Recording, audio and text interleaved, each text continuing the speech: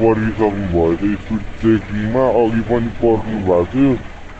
धेरैजना चाहिँ अझै पनि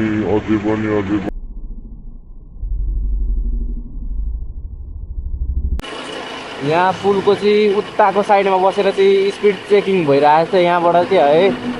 त्यो सावधान रहनु होला स्पिड चेकिङमा चाहिँ कोही नपर्नु होला है यतापट्टिको साइडबाट चाहिँ स्पिड चेकिङ भइरहेको छ यहाँबाट चाहिँ त्यही हो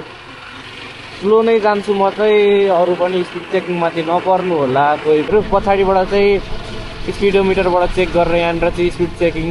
भइरहेको छ धेरैजना साथीहरू चाहिँ परिसक्नु भयो त्यो स्पिड चेकिङमा अघि पनि पर्नु भएको थियो धेरैजना चाहिँ अझै पनि कोसिस जारी छ ट्राफिक सरहरूको त्यो